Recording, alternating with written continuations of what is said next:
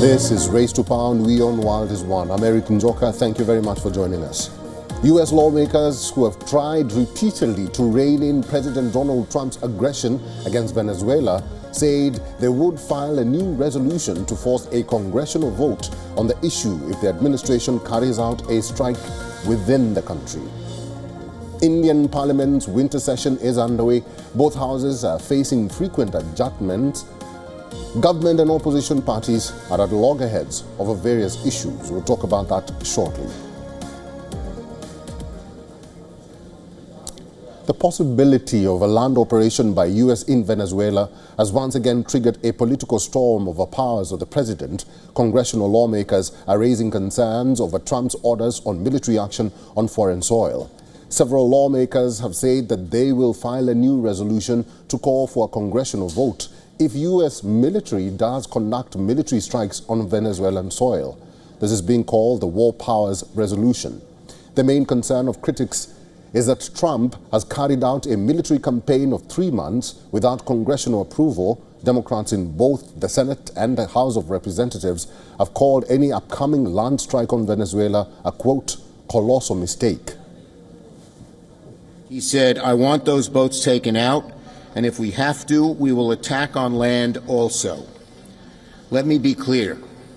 If Trump were to order an attack on land, that would be an act of war, and Congress would invoke the War Powers Act. It's Congress's prerogative to go to war, and I hope Republicans will defend that role.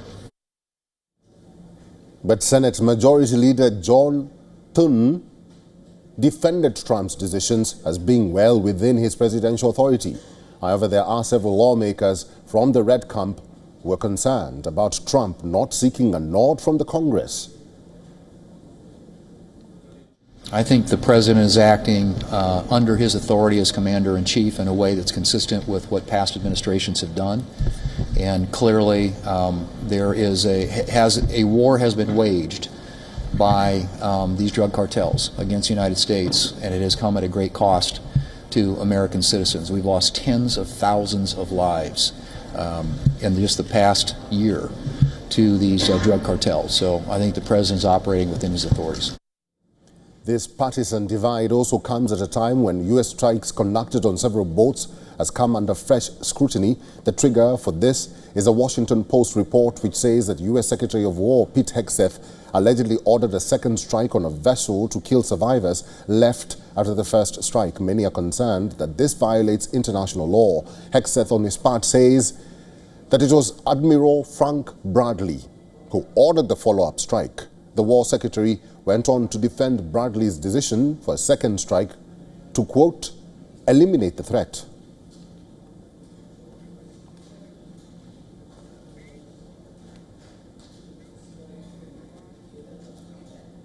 Mr. Bishop Garrison is a lawyer and former senior advisor to the Secretary of Defense and current senior fellow and adjunct professor, National Security Institute at George Mason University Law School, is now joining us live from Virginia, United States. It's good to see you, Bishop. And I just want your view on this whole stalemate. Do you actually think that it is time for Congress to speak and to have a voice? Thank you for having me, as always. And this is a really historic and pivotal moment for the legislative branch as well as the executive powers here in the United States. Absolutely. I think Congress has the authority and has the power to have a proper oversight when it comes to engaging these type of hostile activities internationally by the president, by the United States. And I think it's past time for them to properly use their voice.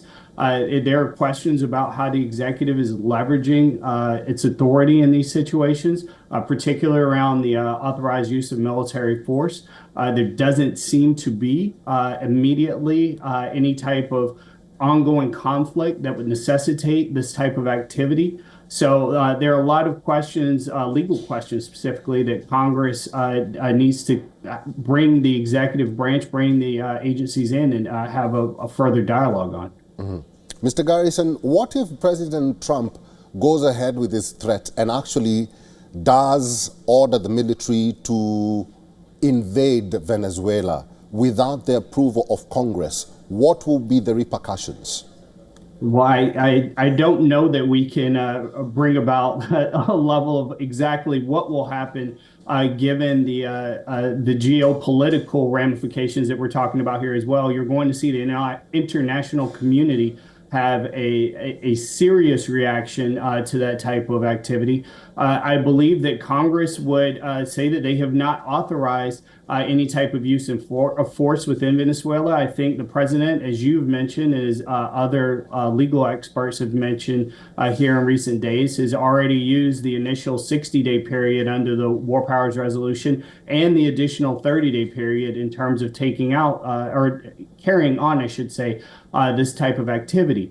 So I think now he is working on uncertain legal grounds, and it's important for him to have the full support of Congress in engaging in these type of activities. So to go into Venezuela without clear authority, without a very clear objective to say that we're going to fight narco-terrorism brings us back into shades of what we saw post 9/11 to begin with when we were beginning the global war on terrorism. You can't fight doctrinal wars against uncertain, unclear enemies. And that's what you're talking about when you're taking on these very broad stroke ideologies. Mr. Bishop Garrison, it's good to see you. Thank you very much for your time today. Thank you for having me as always. Let's move on now. And the FBI Director Kash Patel's controversial flight log is back in the headlines as Patel faces allegations of using FBI jet for personal trips. Democrats plan to corner the FBI Director on this scandal. House Judiciary Democrats have launched an investigation into the matter. Kash Patel is under scanner for using FBI jet for a meeting with girlfriend, a hockey game, and a golfing trip to Scotland. Jamie Raskin, the representative from Maryland, who is a congressional Democrat on the panel, has accused Patel of wasting $60 million of government funds on these joyrides. He says, and I quote, "Why should the American people pay for your boondoggle escape?" Speaking to American news broadcaster Fox, Patel defended his use of the FBI jet. He said he used the jet less than his predecessors and deserves to have a personal life outside professional obligations. The FBI director reportedly asked to remove the jet from flight tracking website. Patel was also not happy with his flight logs being publicly available. Shortly after the incident, he also fired head of Critical Incident Response Group. Because of security reasons, FBI directors are not allowed to travel using commercial flights. They use FBI's own aircraft for personal and professional travel. But OMB rules suggest that they should pay reimbursement on personal use of FBI jet. This is not the end of Kash Patel's troubles. He is also the subject of a 115-page report by active and former agents. The report allegedly criticizes Patel's leadership of the agency.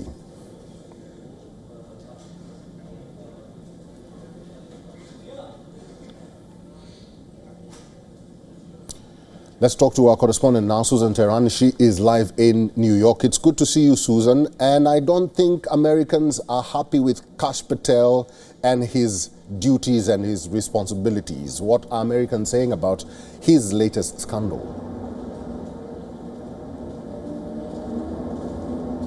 Yeah, well, so there are two things that can be true at the same time. One is that the Democrats seem not to be happy with Kash Patel. For the majority of Americans, you know, what Kash Patel is doing, as long as it's lawful and it's tackling crime, they're pretty content with that.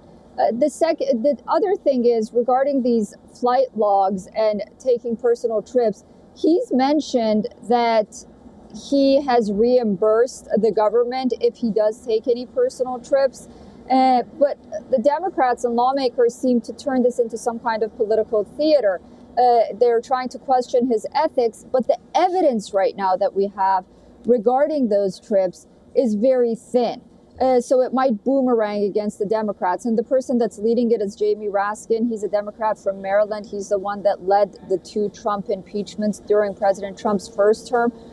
So Americans are familiar with that name and perhaps the political games that they play every time someone associated with the Trump administration comes in the headlines. There is concern about Kash Patel, however, from within the rank and files of the FBI. That report that you just mentioned, despite the fact that he himself is calling it fake from unknown sources, there is really grave concern about how he's operating and how open he is to criticism when someone comes to him. So, he may have issues within his rank and files, but as it pertains to the larger conversation for the American people, I mean, this is just honestly the last thing on their list right now. The issue of affordability, inflation, the economy, immigration, border security, those are things that continue to boggle Americans' minds, as opposed to whether or not Kash Patel took a private trip on an FBI plane that he says that he reimbursed. Again, if there is any wrongdoing, Congress can open an investigation and request flight logs and bring up evidence, but they just haven't done that. This just seems like, claims at this point. Mm-hmm. Dead air. Susan Tehrani, it's good to see you. Thank you very much. We'll have to leave it there. Couldn't have said it better. Okay, take care. Let's move on now. It's a nail-biting contest in Honduras presidential race. Trump-backed Nasri Asfura is trailing behind Salvador Nasrallah. Both leaders have taken turns as frontrunners multiple times since vote counting began.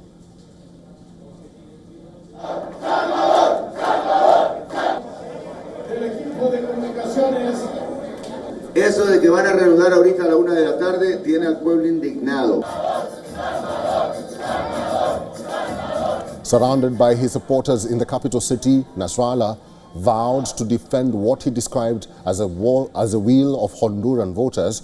He announced that he is currently leading the race despite efforts to muddy the electoral process. Despite all the setbacks, despite everything they have done to muddy the process by appointing the same person who stole the 2017 elections as the representative of Juan Orlando Hernandez's party, despite all that, we currently have an advantage of 2,382 votes. The stakes are high in these elections. There's a global attention to Donald Trump's vocal support for Nasri Asfura.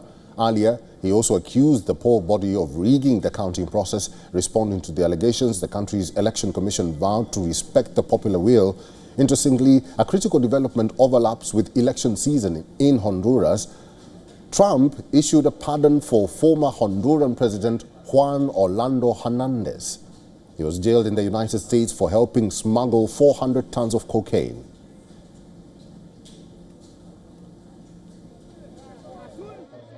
Well, he was the president, and they had some drugs being sold in their country, and because he was the president, they went after him. That was a Biden horrible witch hunt, which was, a lot of people in Honduras asked me to do that, and I did it. I feel very good about it. The pardon has raised an important question, especially after Trump's military action towards Venezuela and accusations linking President Maduro to drug smuggling. So why has Trump pardoned a jailed ex-president of another country for the same reason? The U.S. president wants a friendly government in Honduras, and the reason it's its location. The Central American country connects South and North America, making it a preferred immigration and drug trafficking route for the cartels. U.S. also maintains military presence in Soto Cano Air Base. As of now, Honduras Election Commission sites is down and real-time data of trends is not available. Final results could take days. Whoever will secure more votes will be crowned next president of Honduras, regardless of margin or percentage of votes. What we do know for sure is that Donald Trump is watching this election closely.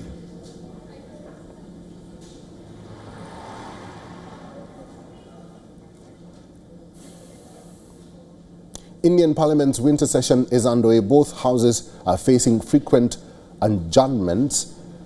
Government and opposition parties are at loggerheads over various issues. Opposition parties are demanding a debate on special intensive revision, labor codes and pollution. Congress, joined by other parties of the INDIA bloc, staged a protest outside Parliament.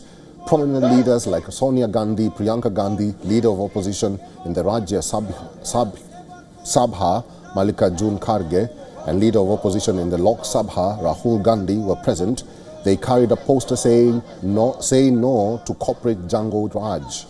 Inside the parliament, opposition raised the issue of Sanchar Sati app, a government order issued earlier made it compulsory for mobile companies to pre-install the app, drawing widespread criticism from rights groups. Responding to this, Minister of Communication clarified that the app cannot be used for snooping and the user reserves the right to keep or delete the app.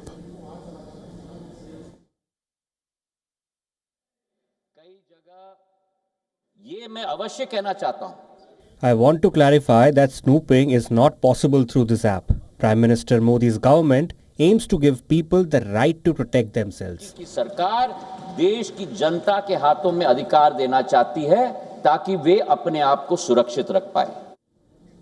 On the legislative front, Finance Minister Nirmala Sitharaman presented Central Excise Amendments Bill 2025. The bill increases central excise duty on tobacco and its substitutes.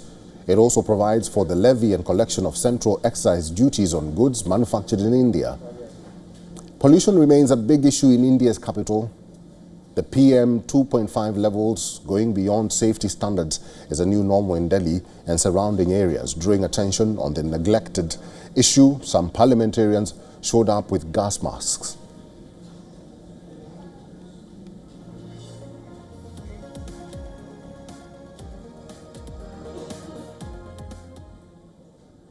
A leadership battle has erupted within Nepal's main opposition party, the Communist Party of Nepal, Unified Marxist-Leninist, ahead of its 11th General Convention scheduled for December 13th to the 15th in Kathmandu. The CPN-UML, the second largest party in the recently dissolved House of Representatives, is preparing for a major transition. The primary contest is between the incumbent party chair and former Prime Minister KP Sharma Oli and the party's senior vice chairman Ishwar Pokhrel. While Oli is seeking a third term, Pokhrel is set to challenge him. He has already announced his candidacy for the top post. Pokhrel has also vowed to reinstate former President Bidya Devi Bhandari's membership, saying her removal was politically damaging for the party. Many senior leaders also expressed frustration with Oli, arguing that the former Prime Minister should step aside, as the party's public image has suffered following the Gen Z protests. At least 76 people were killed during the two-day protests in September. Meanwhile, the Supreme Court has issued a show cause order in the writ petition filed by the CPN-UML against the formation of the government and the dissolution of the House of Representatives. Besides leadership crises, there is also wider discontent over the party's cause. Leaders have warned Oli's push for a national volunteers force could fuel internal tensions. Meanwhile, the Nepali Congress will hold its general convention in January next year, with the Nepali Congress already preparing for elections. CPN-UML now risks standing alone.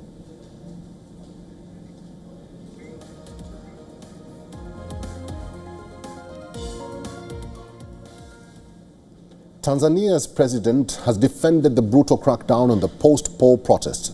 Samia Suluhu Hassan says the use of force was required to control the situation. Most of the demonstrators kept gaining momentum and heading in the wrong direction. Our police forces were forced to employ substantial force to control the situation. We witnessed similar thing in other nations. Now when they accuse us of using too much force, what exactly did they expect us to do? Should we say they were the ones who were sponsoring those demonstrations? According to the official results, Hassan won the October elections with 98% votes, but the opposition branded the election a sham. As soon as the results were declared, situation turned chaotic across the country. Thousands of people took to the streets. According to human rights groups, more than 1,000 people were shot dead during 3 days of protests. Several leaders of opposition party Chadema have also been arrested. Some of them are also charged with treason, which carries the death penalty. Opposition parties also claim widespread campaign of abductions and murders in the run-up to the elections. European Union has taken a strong stance against Hassan. The group has suspended aid to Tanzania over post-poll violence. President's statement comes as threat of yet another protest looms. Opposition groups have called for fresh protests on December 9th, putting the country on course of yet another street showdown.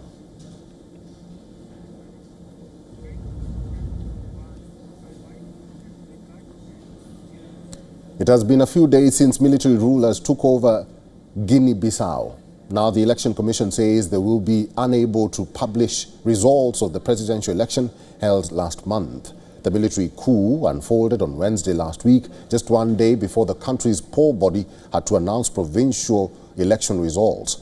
Now the Election Commission says that vote tally sheets have been destroyed and it will therefore not be able to publish results. The intruders, in addition to taking the personal belongings of those present, mobile phones, laptops, wallets and money, completely vandalized the CNE facilities, removing documents, desktop computers, accessory equipment and the tally sheets present at the time, including the regional tally sheets, the originals which were present there. According to the election official, armed men also arrested National Electoral Commission President and 5 Supreme Court judges. He said that these men also threatened many election body agents present there.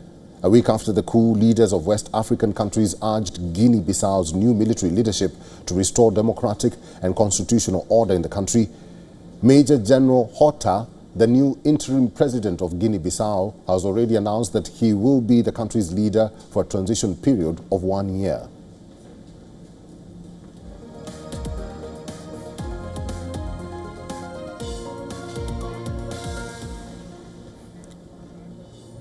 And that's the latest on this edition of Race to Power. Thank you for watching. Do stay with us. This is WION The World is One.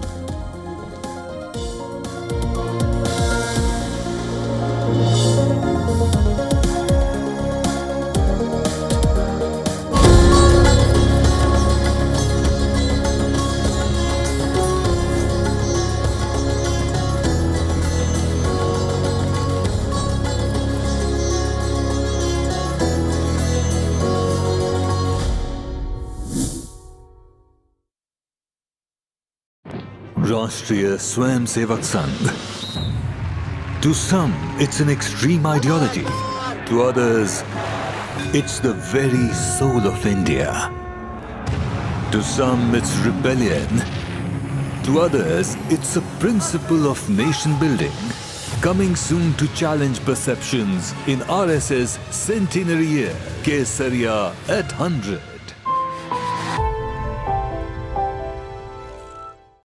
The stress of our world can take a toll on our physical and emotional health. Here, in New York's Catskill Mountains, lies a luxurious place of healing called WION Wellness Center.